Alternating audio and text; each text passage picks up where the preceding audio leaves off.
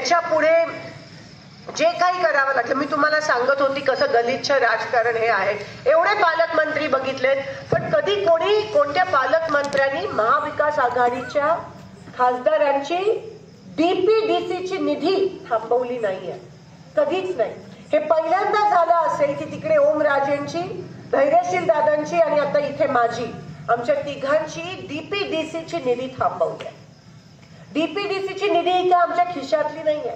DPDC म्हणजे त्याच्यामध्ये तुमची रस्त्याची निधी असतात, सभामंडपची निधी असते, त्याच्यामध्ये कुठे डीपी. आता गहू पेरण्याचे गव्हाचे दिवस आले तर लोकांना लाईट पाहिजे, डीपी दुरुस्त करायची पण निधी त्या डीपीडीसी ती या लोकांनी थांबवली. का? कारण का महाविकास आघाडीच्या खासदाराच्या निधीमधून टक्केवारी मिळत नाही म्हणून.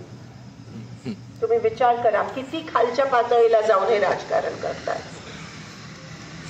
तुमचे पैसे थांबवले, तुमची होणारी कामं या लोकांनी थांबवलेत.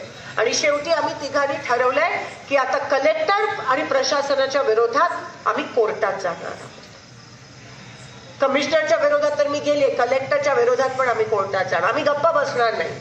आणि जसं मी म्हणाले ना, लोकांची हाय हे तुम्हाला कळायला पाहिजे. हे लोक काय करतायत. काल म्हणे इकडून तिकडे तिकडून तिकडे हेलिकॉप्टर मध्ये जात होते पालकमंत्री. शो, फक्त शो. जमिनीपासून, अस्तित्वापासून वंचित आहे. त्यांना माहिती नाही काय चाललंय जमिनीवर. फक्त शो करतात हे लोक. एवढे मोठे मोठे जाहिराती, एवढे मोठे मोठे बोर्ड, ते व्हॉट्सअप उघडलं आणि फेसबुक तर त्यांच्या जाहिराती येतात, पण जमिनीत काही करत नाहीये.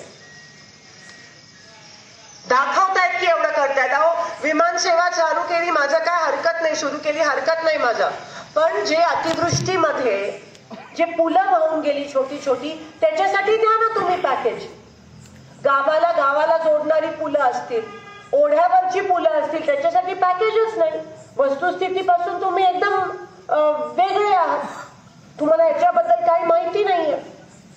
ही खरी गोष्ट आहे आणि हे बोलणं आवश्यक आहे. कारण का जसं मी म्हणाली, बाकी सगळे आमदार बीजेपीचे, आता मोहनचे आमदार आहेत तसे महाविकास आघाडीचे, पण ते बोलतात का नाही मला त्याच्यावर टिप्पणी करायची नाहीये, पण मी बोलणारच. कारण का लोकांना आता जागृत करायची वेळ आली. पण असं सगळ्या परिस्थितीत जसं मी म्हणाली, माझं कर्तव्य, माझं काम, जरी मी काम सगळ्यांची करू शकली नाही किंवा एका झटक्यात करू शकली नाही, तरी काम करण्याच्या मागचा जो प्रामाणिकपणा आहे तो तुमच्यापर्यंत पोहोचणं गरजेचं आहे. नाती जोडणी गरजेचं आहे. लोकांच्या सुखदुःखात सामील होणं गरजेचं आहे. माणुसकीची नाती हल्ली कोणीही जपत नाहीयेत आणि मी ते करणार. जसं तुम्हाला